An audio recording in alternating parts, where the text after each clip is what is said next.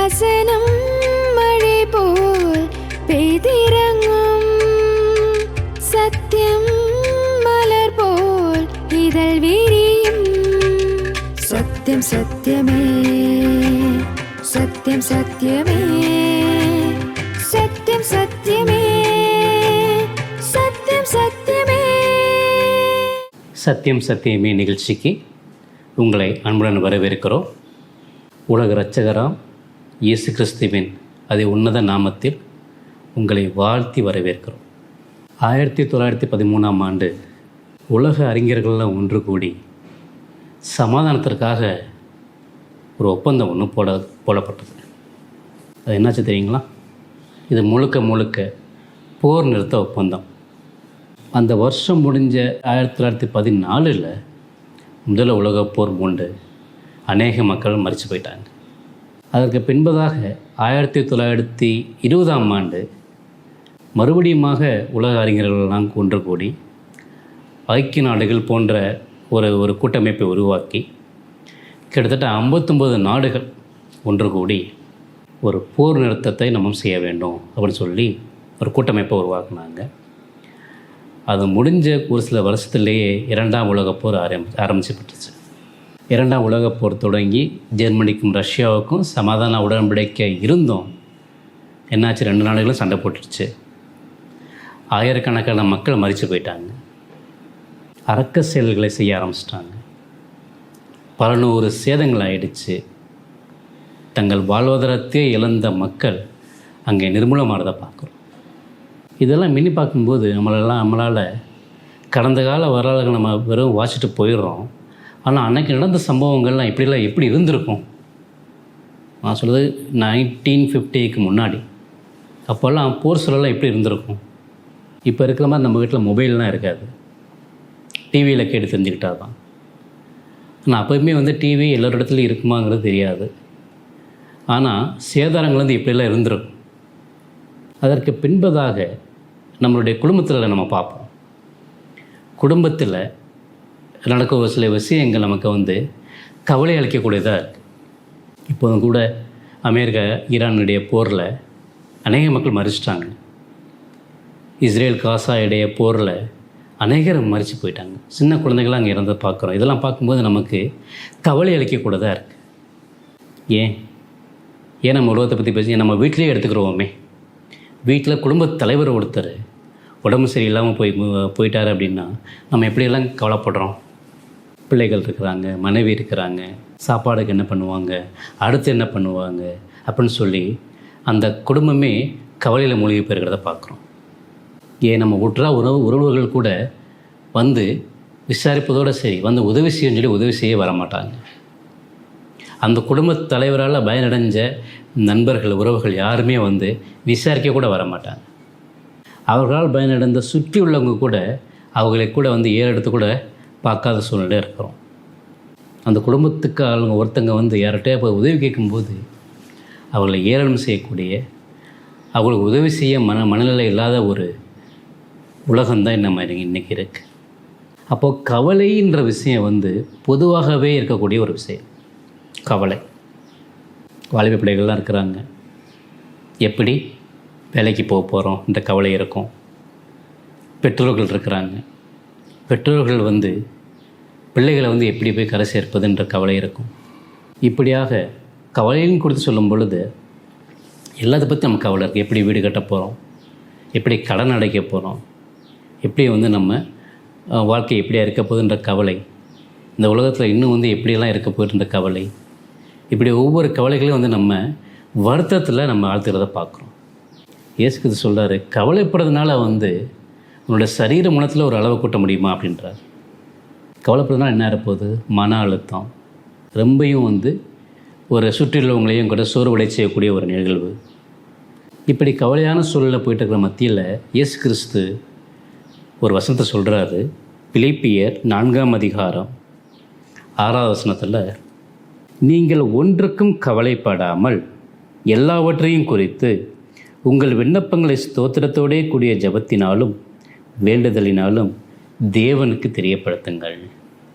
நம்ம கவலைகளெல்லாம் யார்கிட்ட போய் சொல்கிறது? நம்ம கவலைகளை யார் கேட்பா? நம்மளை பற்றி யார் என்ன நினைப்பாங்கன்ற ஒரு விஷயந்தான் ஒவ்வொரு மனுஷங்களுக்குள்ளேயும் இருக்கிறோம். இது ஒரு பொதுவான விஷயந்தான். சில நேரங்களில் கவலைகள் நம்மளை சுற்றியுள்ள மக்களையும் மொத்தமாக பாதித்து விட்டுரும். அப்போ இயேசு கிறிஸ்து இந்த நேரத்தில் சொல்கிறாரு, நீங்கள் ஒன்றுக்கும் கவலைப்படாமல், எதை குறித்தும் கவலைப்பட வேணாம் அப்படின்றார். எவ்வளோ ஒரு வல்லமையில் ஒரு வார்த்தை, எவ்வளோ ஒரு உற்சாகம் தரக்கூடிய ஒரு வார்த்தை. இதே வசனத்தில் தான் இயேசு கிறிஸ்து சொல்கிறாரு, கர்த்தருக்குள் எப்பொழுதும் சந்தோஷமாக இருங்கள். Be happy always, rejoice in the Lord. கர்த்தருக்குள்ளே எப்பொழுதும் சந்தோஷமாக இருக்கு. நீங்கள் ஒன்றுக்கும் கவலைப்படாதீங்க அப்படின்றார் ஆண்டவர். எப்படிங்க கவலைப்படாமல் இருக்க முடியும்? என்னுடைய பிள்ளைகள் இன்னும் வேலைக்கு போகாமல் இருக்கிறாங்களே, அதை பற்றி எனக்கு கவலை இருக்காதா? குடும்பத்தில் ஒருத்தர் நோய்வாய்ப்பட்டு இருக்கிறாரே, அதை பற்றி எனக்கு கவலை இருக்காதா?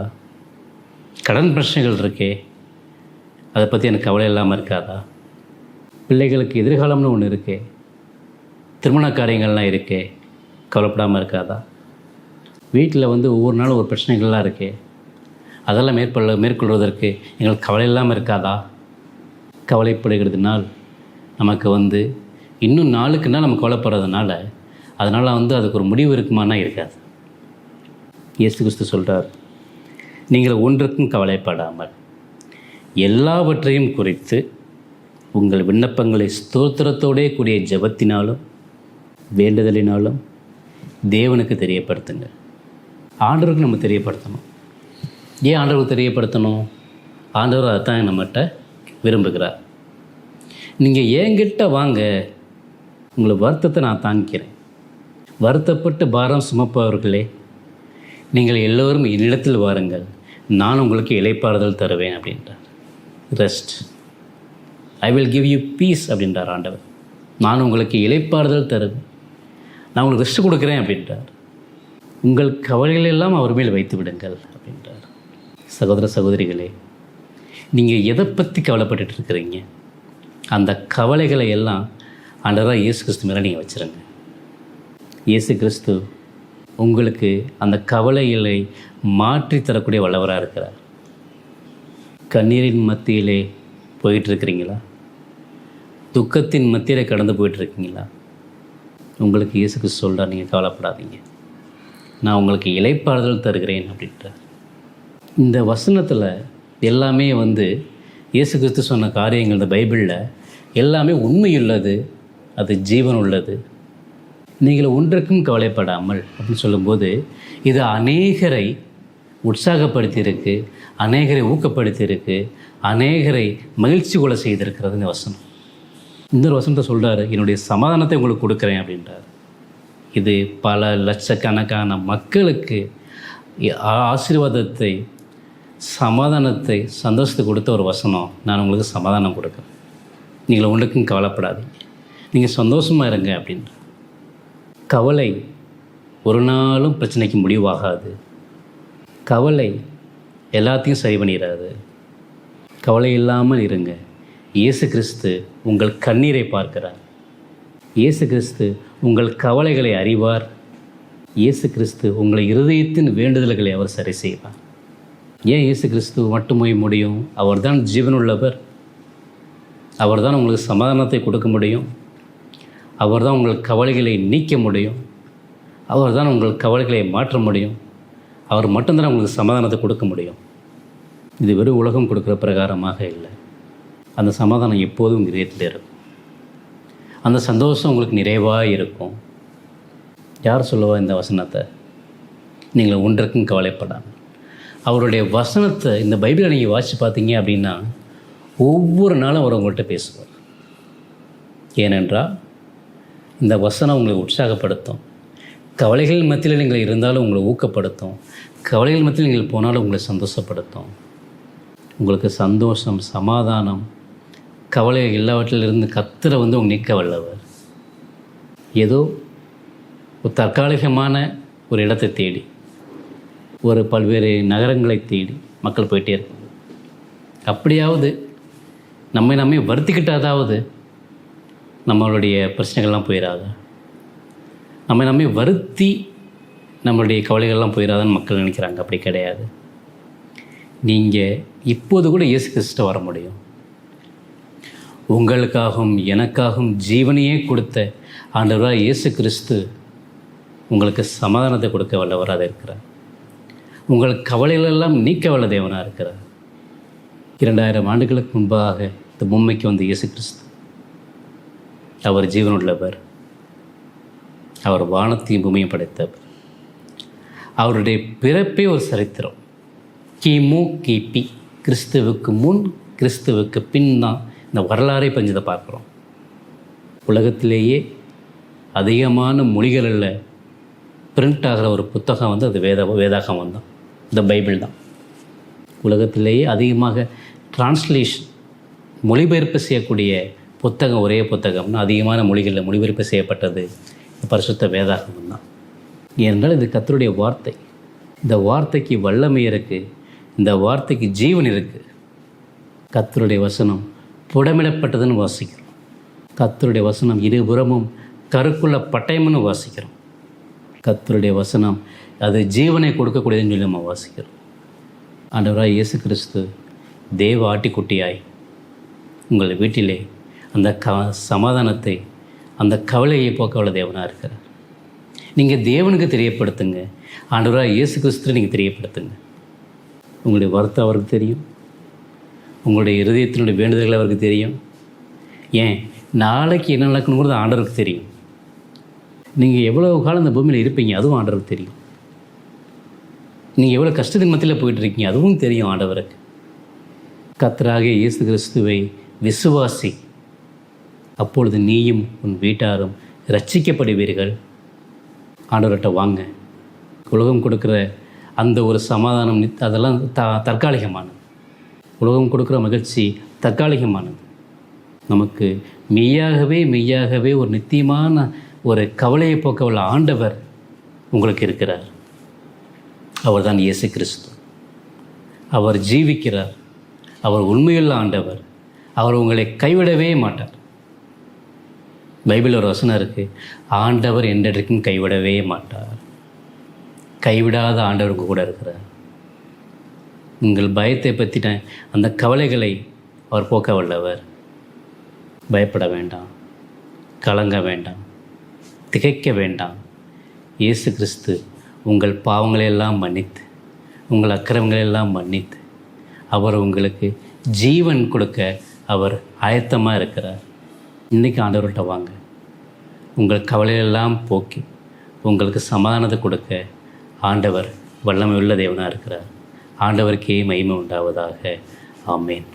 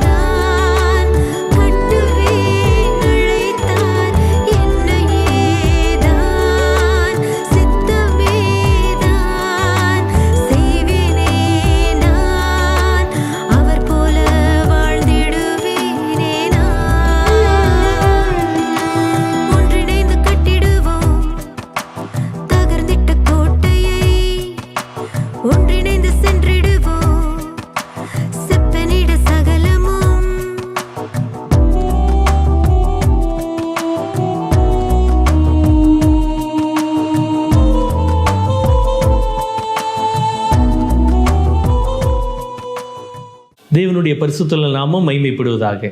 சத்தியம் சத்தியமே என்ற இந்த நிகழ்ச்சியை கண்டுகொண்டு இருக்கக்கூடியதான உங்கள் யாவரையும் தேவன் தாமே இன்னும் அதிகமாக ஆசீர்வதித்து வழிநடத்துவாராக. நம்முடைய வாழ்க்கையிலே நீங்கள் ஏன் பிறந்தீர்கள் என்ற ஒரு கேள்வியானது நம்மிடத்தில் வைக்கப்பட்டால் உடனடியாக நீங்கள் என்ன பதில் சொல்லுவீர்கள்? சில நேரங்களில் யாராவது அப்படி நம்மை கேட்டால் ஒரு முறை நாம் அவர்களை மேலும் கீழுமாக பார்ப்போம். பார்த்துவிட்டு என்ன சொல்லுவோம்? இது என்ன ஒரு முட்டாள்தனமான கேள்வி, நீங்கள் ஏன் பிறந்தீங்கிறது.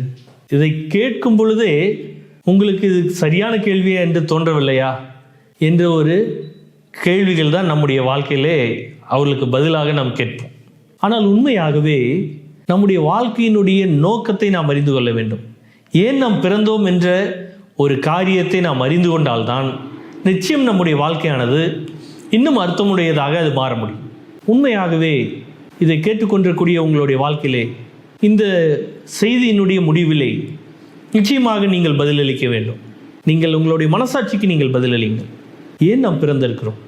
அப்படியாக நாம் பார்க்கும் பொழுது இங்கே பரிசுத்த வேதாகமமானது தெளிவாக சொல்லுகிறது. மனுஷனுடைய வாழ்க்கையிலே மனுஷன் எதற்காக பிறந்தான் என்பது மனிதனுக்கு தெரியாமல் இருக்கலாம். ஆனால் முற்றிலுமாக எதற்காக பிறந்திருக்கிறார் என்பதை அறிந்த ஒரு நபராகிய இயேசு கிறிஸ்துவை குறித்து தான் இந்த வேளையிலே உங்களிடத்தில் நான் சொல்ல விரும்புகிறேன். அந்த இயேசு கிறிஸ்துவானவர் எதற்காக பிறந்தார் என்ற நோக்கத்தை அறிந்து கொண்டால் நாம் எதற்காக இந்த பூமியில் பிறந்திருக்கிறோம் என்ற ஒரு நோக்கத்தையும் நாம் அறிந்து கொள்ள முடியும். அப்படியாக நாம் பார்க்கும் பொழுது யோவான் சுவிசேஷம் 1வது அதிகாரத்தினுடைய 9வது வசனத்திலிருந்து 12வது வசனம் வரைக்கும் நான் வாசிக்கிறேன். அதை உற்று கவனித்து கேளுங்கள். உலகத்திலே வந்த எந்த மனுஷனையும் பிரகாசிக்கிற ஒளியே அந்த மெய்யான ஒளி. அவர் உலகத்தில் இருந்தார், உலகம் அவர் மூலமாய் உண்டாயிற்று, உலகமோ அவரை அறியவில்லை. அவர் தமக்கு சொந்தமானதிலே வந்தார், அவருக்கு சொந்தமானவர்களோ அவரை ஏற்றுக்கொள்ளவில்லை. அவருடைய நாமத்தின் மேல் விசுவாசம் உள்ளவர்களாய் அவரை ஏற்றுக்கொண்டவர்கள் எத்தனை பேர்களோ அத்தனை பேர்களும் தேவனுடைய பிள்ளைகளாகும்படி அவர்களுக்கு அதிகாரம் கொடுத்தார் என்று நாம் வாசிக்கிறோம். இந்த பகுதியில் நாம் பார்க்கும் பொழுது இயேசு கிறிஸ்துவானவர் பிறந்த நோக்கத்தையும் நாம் இங்கே பார்க்கிறோம். இரண்டாவதாக நாம் இந்த பூமியிலே எதற்காக பிறந்திருக்கிறோம் என்ற நோக்கத்தையும் நாம் இந்த பகுதியிலே நாம் பார்க்க முடியும். இந்த ரெண்டும் ஒன்றோடு ஒன்று இணைந்ததாக செல்கிறது. இயேசு கிறிஸ்துவானவருடைய நோக்கமும் நம்முடைய வாழ்க்கையினுடைய நோக்கமும் ஒன்றோடு ஒன்று இசைந்ததாக அது செல்லுமானால் நிச்சயமாகவே நம்முடைய வாழ்க்கையானது அருமையானதாக அது காணப்படும். முதலாவதாக இயேசு கிறிஸ்துவானவர் இந்த பூமியிலே ஏன் பிறந்தார், அல்லது உங்களுடைய என்னுடைய வாழ்க்கையிலே நாம் இந்த பூமியிலே எதற்காக பிறந்திருக்கிறோம் என்றால் வசனம் 9வது வசனத்திலே நாம் வாசிக்கிறோம், எந்த மனுஷனையும் பிரகாசிப்பிக்கிற ஒளியாக அவர் இருந்தார் என்று. அப்படி என்றால் இந்த பூமியிலே இயேசு கிறிஸ்துவானவர் பிறந்ததற்கான காரணம் என்ன? அவர் எல்லாரையும் பிரகாசிக்க பண்ணும்படியாக அவர் பிறந்திருக்கிறார். நாம் எதற்காக பிறந்திருக்கிறோம்? நாம் பிரகாசிக்கும்படியாக, இயேசு கிறிஸ்துவால் நாம் பிரகாசிக்கப்படும்படியாக நாம் இந்த பூமியிலே பிறந்திருக்கிறோம். இப்பொழுது புரிகிறதா? 2 பேருடைய நோக்கமும் ஒன்றோடு ஒன்று அது ஒரு சங்கிலியை போல கோர்த்ததாய் காணப்படுகிறது. அவர் பிறந்தது நாம் எல்லோரும் பிரகாசிக்கும்படியாக அவர் பிறந்திருக்கிறார். நாம் பிறந்திருப்பது அவரால் பிரகாசிக்கப்படும்படியாக நாம் பிறந்திருக்கிறோம். எவ்வளவு அருமையான ஒரு நோக்கத்தை நாம் நம்முடைய வாழ்க்கையில கொண்டிருக்கிறோம். அப்படி என்றால் முதலாவதாக நாம் பிரகாசிப்பிக்கப்பட வேண்டும் என்றால் ஒரு உண்மையும் நாம் அறிந்து கொள்ள வேண்டும். நாம் இப்பொழுது பிரகாசிக்கவில்லை, நாம் பிரகாசிப்பிக்கப்படவில்லை என்பதையும் நாம் அறிந்து கொள்ள வேண்டும். அப்படி என்றால் நம்முடைய வாழ்க்கையானது ஒரு இருளிலே காணப்படுகிறது என்று பரிசுத்த வேதாகமம் சொல்கிறது. இருளிலே நாம் நடக்கூடியவர்களாக இருக்கிறோம் என்று 1 யோவானிலே நாம் வாசிக்கிறோம். எனவே மனுஷர்களாகிய நீங்களும் நானும் நம்முடைய வாழ்க்கையிலே நாம் இன்னும் அதிகமாக ஒளிர வேண்டும் என்றால், நம்முடைய வாழ்க்கையானது ஒரு பிரகாசமானதாய் காணப்பட வேண்டும் என்றால், நம்முடைய வாழ்க்கையானது இன்னும் அர்த்தமுடையதாய் காணப்பட வேண்டும் என்றால், நாம் இன்னும் அதிகமாக அந்த பிரகாசிக்கக்கூடிய அல்லது நம்மை பிரகாசிக்க பண்ணும்படியாக இருக்கக்கூடியதான அந்த இயேசு கிறிஸ்துவானவரை நாம் அண்டிக் கொள்ள வேண்டியது அவசியமாக இருக்கிறது. அவர் இந்த பூமியிலே வந்ததனுடைய நோக்கம் நம்முடைய வாழ்க்கையானது இன்னும் அதிகமாக நாம் ஒளிர வேண்டும் என்பதற்காக அவர் இந்த பூமியிலே வந்திருக்கிறார். இருளான இருக்கக்கூடியதான நம்முடைய வாழ்க்கையானது அப்படியாகவே இருளிலேயே முடிந்து போய்விடக்கூடாது என்பதற்காக இயேசு கிறிஸ்துவானவர் இந்த பூமியிலே மனிதனாக பிறந்து மனிதனாக அவர் 33 வருட காலம் வாழ்ந்து அவர் நமக்காக, உங்களுக்காக, எனக்காக அவர் அந்த சிலுவையிலே தியாக பலியாக அவர் தம்மை தாமே ஒப்பு கொடுத்தார். நம்முடைய வாழ்க்கையானது இன்னும் அதிகமாக பிரகாசிக்க வேண்டும் என்பதற்காக நம்முடைய வாழ்க்கையானது ஒரு பிரகாசமான ஒரு எதிர்காலத்தை கொண்டிருக்க வேண்டும் என்பதற்காக இயேசு கிறிஸ்துவானவர் இந்த பூமியிலே அவர் வந்தார்.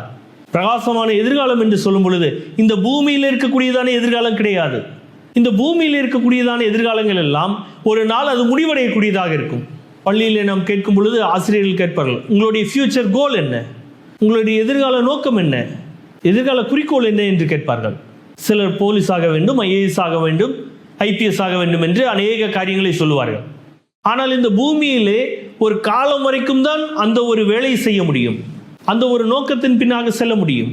அந்த காலம் முற்று பெற்றதற்கு பின்பதாக உலகமே நமக்கு ஒரு ரிட்டையர்மெண்ட் கொடுத்து அனுப்பிடும். ஆனால் இயேசு கிறிஸ்துவானவர் இந்த பூமிக்குண்டான ஒரு எதிர்காலத்தை சொல்லவில்லை, மாறாக இந்த பூமிக்கு அப்பாற்பட்டதான அல்லது இந்த பூமியிலே நம்முடைய வாழ்க்கை முடிந்து போகும் பொழுது ஒரு மிக பிரதான ஒரு எதிர்காலமானது காணப்படுகிறது.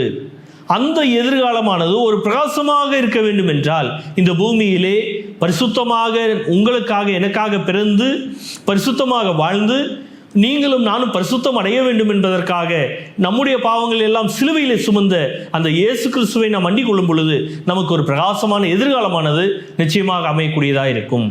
இரண்டாவது நோக்கமாக நாம் பார்க்கும் பொழுது இயேசு கிறிஸ்துவானவர் இந்த பூமியிலே எதற்காக பிறந்தார் என்றால், அல்லது நீங்கள் இந்த பூமியிலே எதற்காக பிறந்திருக்கிறீர்கள் என்று கேட்கும் பொழுது அதற்குண்டான பதிலானது இங்கே நாம் 12வது வசனத்திலே வாசிக்கிறோம்.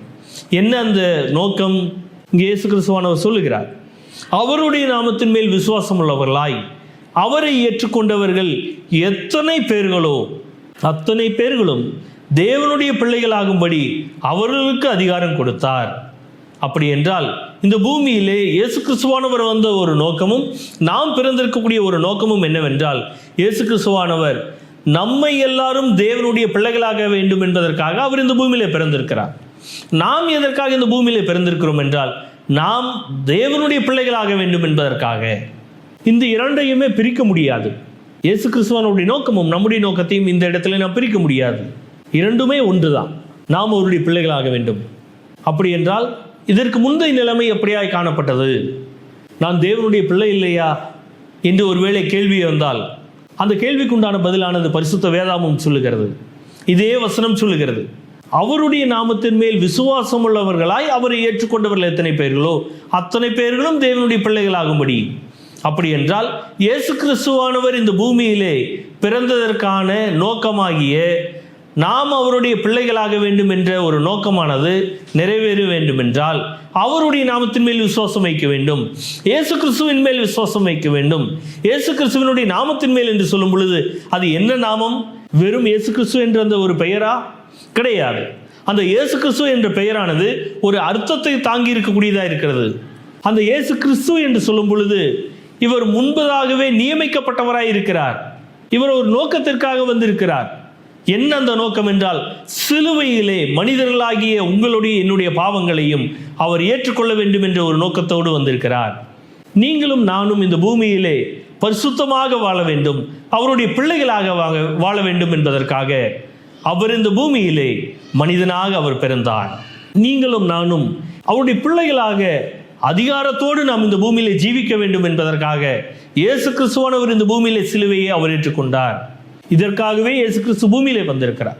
நம்முடைய பிறப்பினுடைய நோக்கம் நமக்கு அறியாமல் இருந்திருக்கிறோம். காரணம் நமக்கு தெரியாது, அது முன்பதாக வெளிப்படுத்தப்படவில்லை. ஆனால் ஒரு காலம் வரும்பொழுது நிச்சயமாக நம் எல்லோருக்கும் இயேசு கிறிஸ்துவானவர் என்ன செய்கிறார்? இந்த ஒரு சத்தியத்தை அவர் எடுத்துரைக்கிறார். இயேசு கிறிஸ்துவை விசுவாசிக்கக்கூடிய யாவரும் அவருடைய பிள்ளைகளாக முடியும். இயேசு கிறிஸ்துவை நம்பக்கூடிய யாவர்களும் அவருடைய பிள்ளையாக முடியும் என்ற ஒரு காரியத்தை அவர் வெளிப்படுத்துகிறார். அதை ஏற்றுக்கொண்டவர்கள் எத்தனை பேர்களோ, இந்த ஒரு உண்மையை நம்பக்கூடியவர்கள் யார் என்றாலும் அவர்கள் எல்லோருக்கும் இயேசு கிறிஸ்துவானவர் ஒரு மிக பெரிதான ஒரு எதிர்காலத்தை வைத்திருக்கிறார். அது என்ன அந்த எதிர்காலம்? அவருடைய பிள்ளையாக நித்திய காலமாக அழிவில்லாத ஒரு வாழ்வை நமக்கு வைத்திருக்கிறார். அவருடைய பிள்ளையாக நீங்களும் நானும் இந்த பூமியிலே நீடித்திருக்கக்கூடிய நாட்கள் எல்லாம் நாம் பரிசுத்தமாய் வாழ முடியும். இந்த பூமிக்கு அடுத்து இருக்கக்கூடியதான ஒரு வாழ்க்கையிலும் நாம் இன்னும் அதிகமாக பரிசுத்தமாக அவரோடு கூட நாம் வாழ முடியும். இந்த ஒரு நோக்கத்தை இயேசுவானவர் அவர் தாங்கி இருக்கிறார். இந்த ஒரு நோக்கத்தோடு இயேசு கிறிஸ்துவானவர் இந்த பூமியில மனிதனாக பிறந்தார். நாமும் இந்த நோக்கத்தை நிறைவேற்றும்படியாக நம்முடைய வாழ்க்கையை அவருக்கு அர்ப்பணிக்க வேண்டியது அவசியம். நாம் ஏன் பிறந்திருக்கிறோம்? முதலாவதாக நம்முடைய வாழ்க்கை பிரகாசிக்கப்பட வேண்டும். நாம் இயேசு கிறிஸ்துவின் மூலமாக பிரகாசிக்கப்பட வேண்டும். ஏன் இயேசு கிறிஸ்துவின் மூலமாக பிரகாசிக்கப்பட வேண்டும் என்றால், இயேசு கிறிஸ்து ஒருவரால் மட்டும்தான் நம்முடைய எல்லா பாவங்களையும் மன்னித்து எல்லா அநியாயத்தையும் நம்மை விட்டு நீக்க முடியும். எல்லா மீறுதல்களையும் நம்மை விட்டு அவர் மாற்ற முடியும். அப்படிப்பட்டதான இயேசு கிறிஸ்துவை நாம் நம்பினால் மட்டும்தான் நமக்கு ஒரு நித்தியமான ஒரு எதிர்காலம், அழிவில்லாத ஒரு வாழ்க்கையானது நமக்காய் காத்திருக்கிறது. எனவே இந்த காரியத்தை கேட்கக்கூடியதான எனக்கு பிரியமான இந்த சத்தியம் சத்தியமே நேயர்களாகி உங்கள் யாவரையும், இந்த இயேசு கிறிஸ்துவானவர் உங்களுடைய வாழ்க்கையிலே இந்த 2 நோக்கத்தோடு அவர் வந்திருக்கிறார்.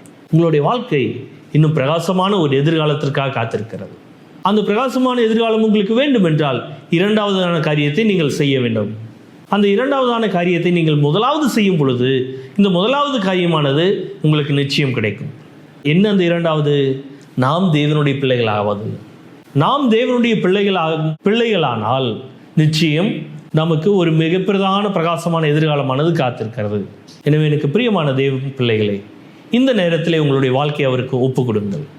சிலுவையிலே மரித்து உயிர்த்து இன்றும் உயிரோடு இருக்கக்கூடியதான அந்த இயேசு கிறிஸ்துவை நம்பி அவருக்கு உங்களுடைய வாழ்க்கையை அர்ப்பணியுங்கள். தேவன் தாமே உங்களை ஆசீர்வதிப்பாராக. ஆமீன்.